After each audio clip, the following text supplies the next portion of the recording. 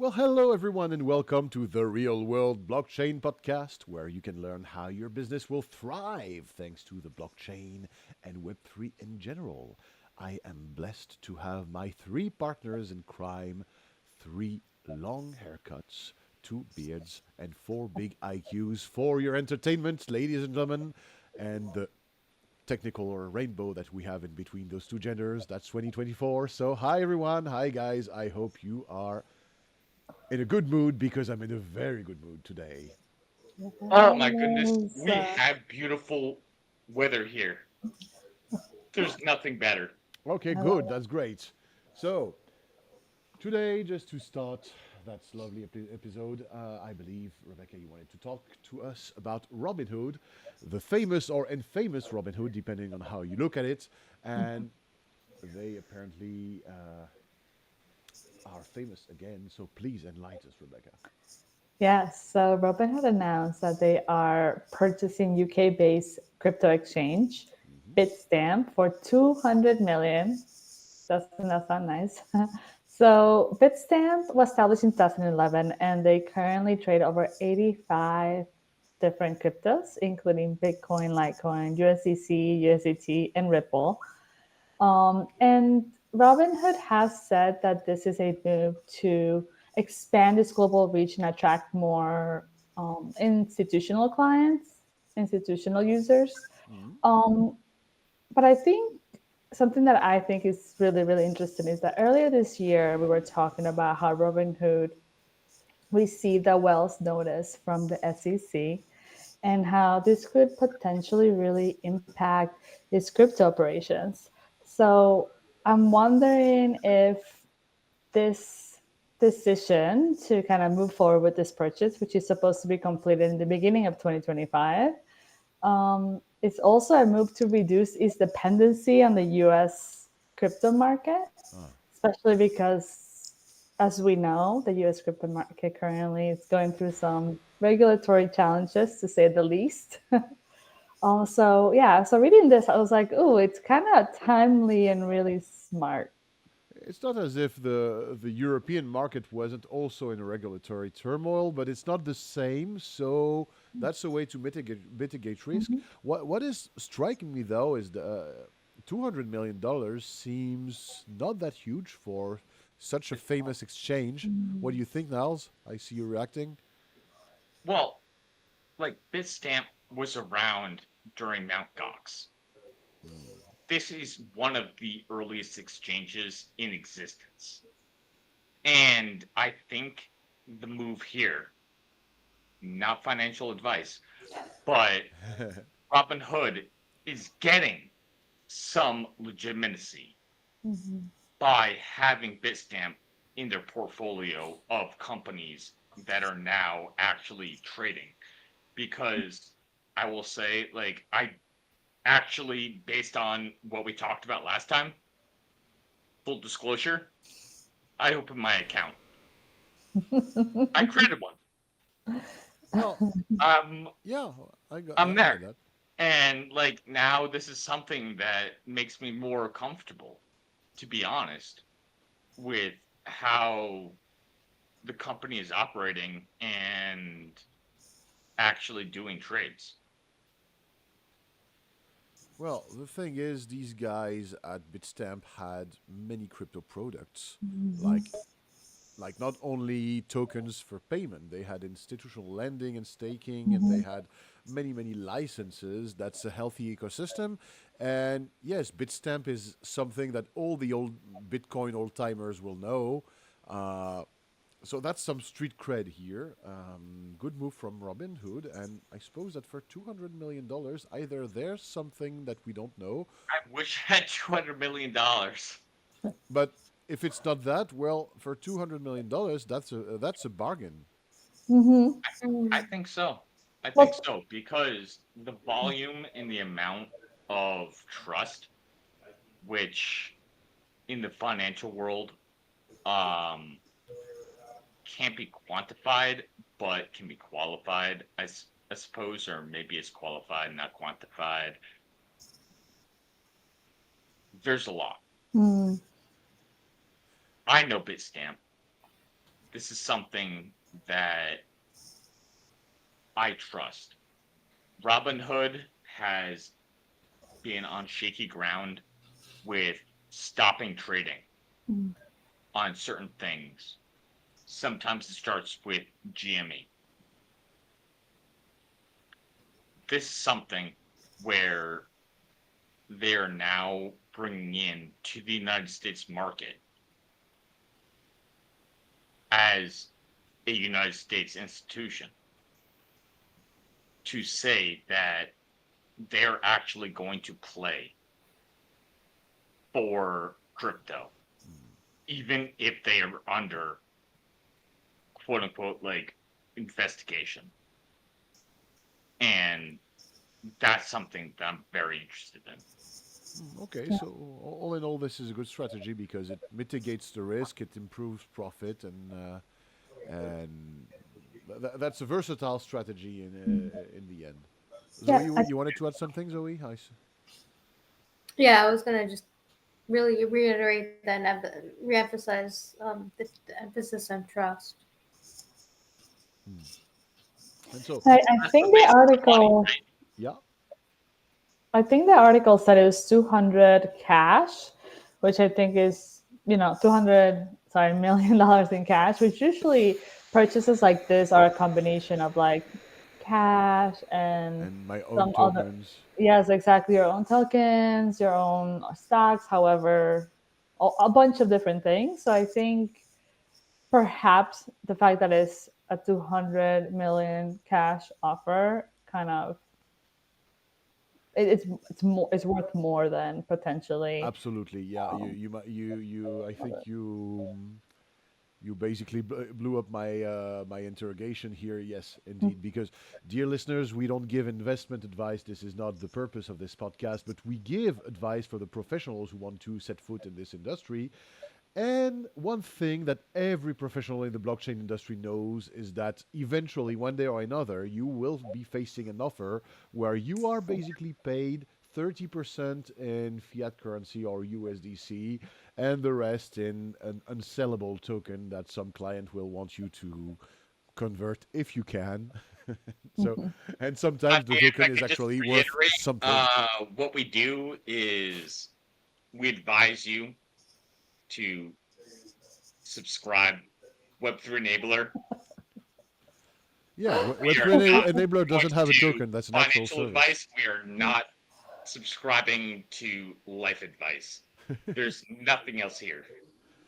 But yeah, that's something very classic in the blockchain industry to be paid in tokens, and sometimes these tokens are very useful and very well. They're worth the the uncertainty. Some people have been paid in tokens, half in tokens that became much more interesting than just a mere fiat currency, and sometimes it's hard. So yes, getting $200 million in cash is quite quite positive if you're really looking to cash out and to use that. And so, since we are talking about a UK company, let's stay in this lovely island where everyone drinks tea and eats jelly, and let's talk about Fidelity International because they are currently tokenizing a money market fund on JP Morgan's blockchain. Niles, what can you tell us about that? So I think this is really interesting is that Fidelity is looking to partner with JP Morgan on their own proprietary Mm. private blockchain, where another financial institution within one of the great players is going to use somebody else's like standards and I guess we'll call it like backend. And why they chose this, like I really can't answer why. But I think that's an interesting question that I will toss back to you and everybody else here on why aren't they building their own? Mm. Perhaps And is there's it something? Oh, yeah. it's okay. I was just kind of thinking like perhaps partnerships. One thing that they could do is split up the fault, I guess. if something goes wrong. So potentially it's like you partner with someone, you're kind of, you know, they're splitting up some of that risk, and you're splitting up some of that, the things that could potentially go wrong. And when you're a big corporation, a big business like that, I imagine that that is something that's very top of mind. And potentially that could be why they're pursuing a partnership rather than building it on their own. Because reality is that they probably have the money to do it. If they wanted to get the talent, they could do it. But, you know, I think splitting Yeah, up some of that risk. absolutely. Yeah, Because risk, I know that like reputation. Fidelity already offers Bitcoin, BTC, Ethereum, ETH within their actual funds. You can go and buy this right now through Fidelity crypto accounts. Why are they choosing to go and use somebody else's infrastructure? I don't know.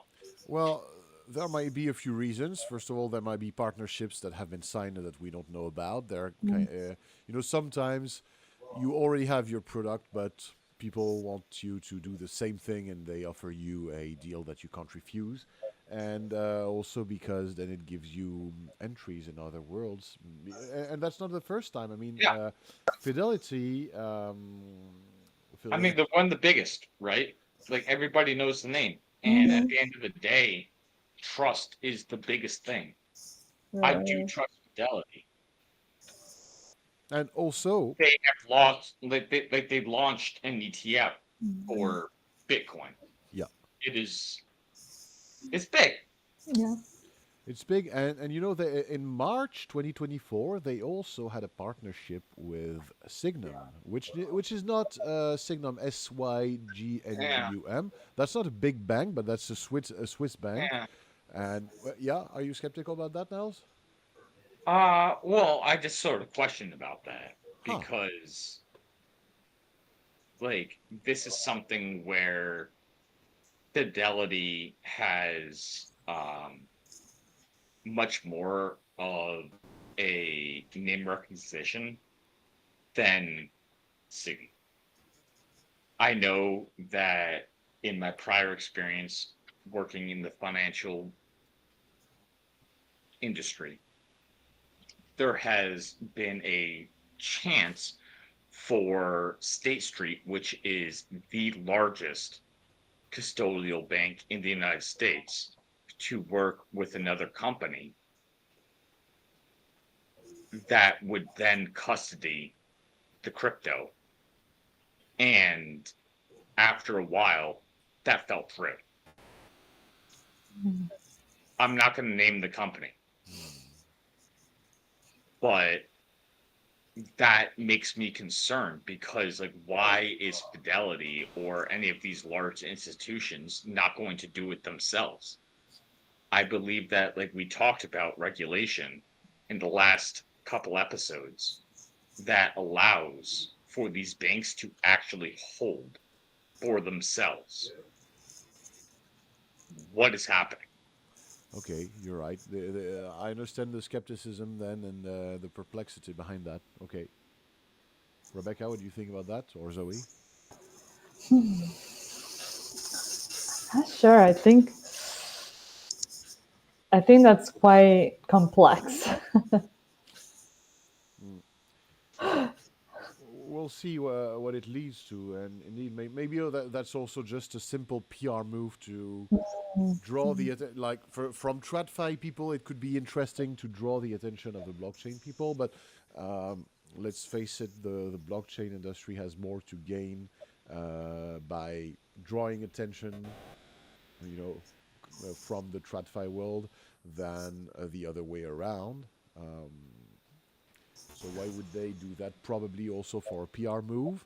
Uh, but Yeah. this raises concerns, and that would be interesting to make a real world blockchain special with a specialist, of the banking initiatives in the blockchain world, and also about all the accountability issues that could derive from these partnerships. Oh yeah, reputation is just so much of it.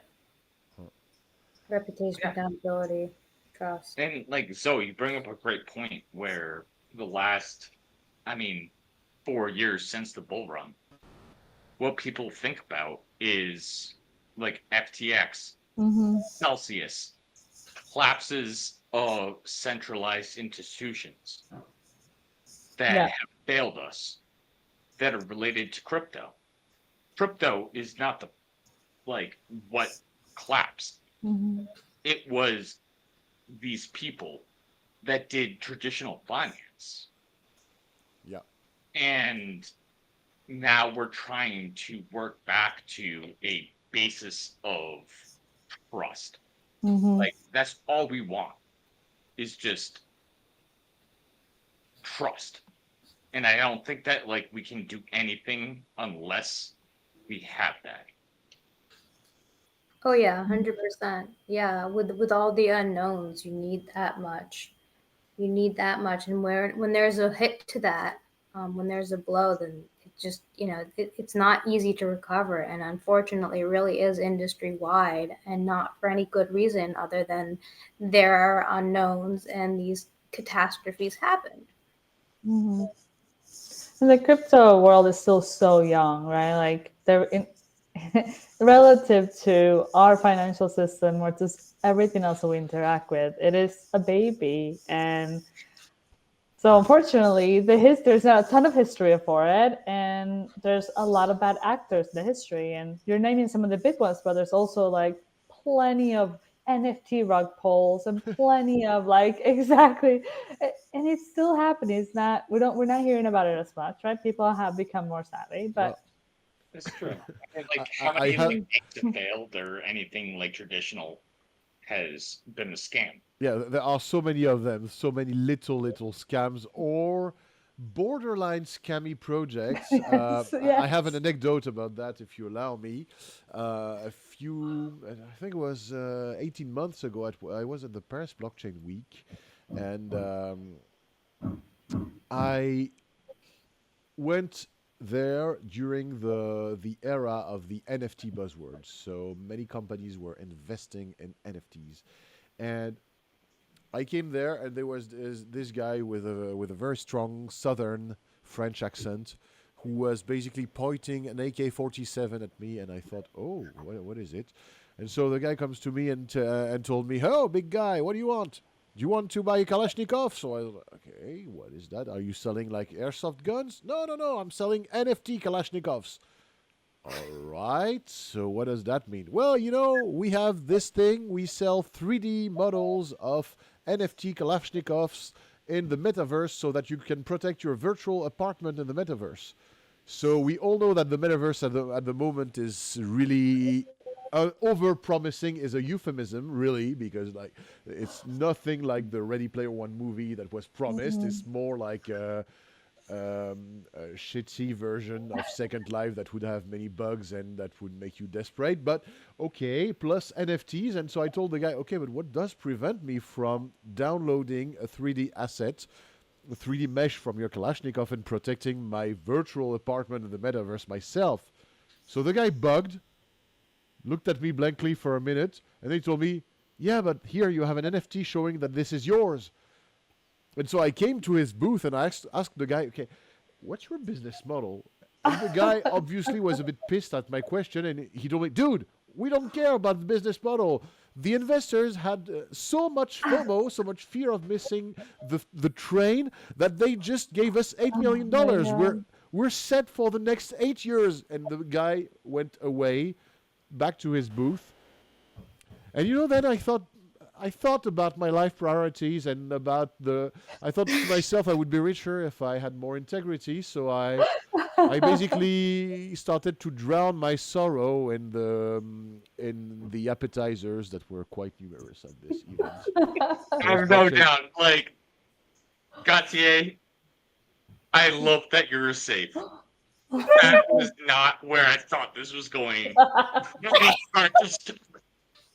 Same. I have to agree with So it's Niles. not a I rug was pull so per sure. se because the investors were obviously consenting to that, but That kind of seems like a rug pull from me. If you're selling NFT Kalashnikovs just for like, like in a few years we're going to see NFTs for your cat that you have to mate with another cat in real life, and there will be a cat Tinder with NFTs or something. So you're talking about like CryptoKitties. Yes, but in real life. Anyway, last news of Not coming soon. The Koopa coin. Mm. And so next news of the day, Zoe, I believe you wanted to talk to us about Ripple, and dear listeners, Zoe is very knowledgeable about that because she also is the person supervising the project at Web3 Enabler that we're doing, XRP for Salesforce, so allowing people to use this great cryptocurrency product. You want to say something, Niles? No, I'm just getting kudos. Kudos. Like, Oh, that's the sign for okay. Amazing. Cool. Yeah. So Thank you. yeah, in Well, Hawaii. let's give credit where credit is due. Yeah, that's Yeah. great. Zoe Much developed that appreciated. project I appreciate you all. and leveraged it single-handedly. So you wanted to talk to us about Ripple. What was it? Yeah, I mean, so earlier this year, Ripple had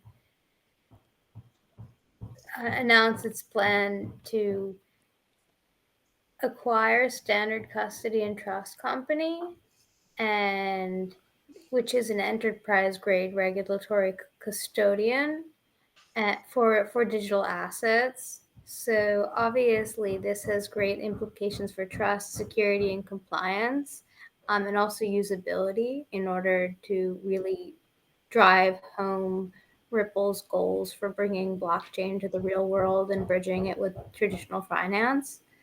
So, and this also follows its plans to launch a USD-backed stablecoin, which is also super promising. Says a lot about stability and compliance and trust, and building those relationships with participants in the ecosystem, and also bridging that gap between blockchain and traditional finance. So Ripple continues to show their commitment to that. And I, would definitely say that for this reason, they're one of the most trustworthy blockchains. And I'm sure they're talking about that a lot at the current Apex conference, which is their annual conference. And yeah, I mean, it's just really exciting when you bring it closer to the real world, because that's where the promise is. Because as we consider, we have to be pragmatic as a society, and there are setbacks. So this kind of reality, rather than those guns, rather than everything, really brings a practicality and really establishes trust, and really is where the promise actually is, sustainably so. And that's what obviously we at Web3 Enabler aim to do by bringing blockchain technology and blockchain payments to the real world via our existing business as usual CRM ERP software. That's wonderful. And so I And I believe could that not have said that better than myself. Like, wow. I believe I was really excited. I believe Ripple has appointed a very prominent figure in the crypto world, namely Jack McDonald. Yes. So as a vice president of their stable coins, but Jack McDonald is also the CEO of Polysign. So he's a very seasoned veteran in this industry, and probably a very good fit for that. That's they're obviously trying to play big here. Yeah. And like, I really have no doubt that Ripple in the future will be something that international payments are using as another payment rail. Like, they are building out this infrastructure, and they've already, at least within the US, have faced lawsuits by the SEC Yeah. and won. They are going to go and be able to, I believe, in the future, with this new SEC lawsuit with their stablecoins, to win. Because this is something where Ripple versus XRPL It's just another payment rail. It's just another thing. This is like, are you going to go and sue the internet? Old man yells at the internet. I also think that it seems very obvious that Ripple is not here just for the gains.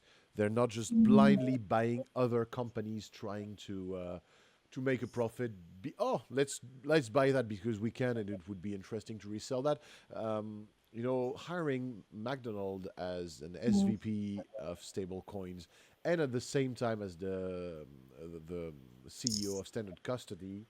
Uh, Basically, this is a strategic positioning showing that this double role is basically aligning the companies and the objectives of the companies together. So, uh, yeah, that shows that stable coins are the next big thing in the next decade for Ripple, and cross-border payments are obviously what they're looking for. We at Web3 Enabler couldn't be happier about that, of course. Of course. And at this point, like, stablecoins are the name of the game. It's something that I think will only grow. And as different, I don't even know if it's necessarily countries, because like the euro is included, Yeah. which is a collective of different countries. You want people to be doing trade in your currency. And this is another way that you're now getting backed by like your bonds. You are supporting the country when you have a stablecoin that is denominated in that currency. And this is soft power.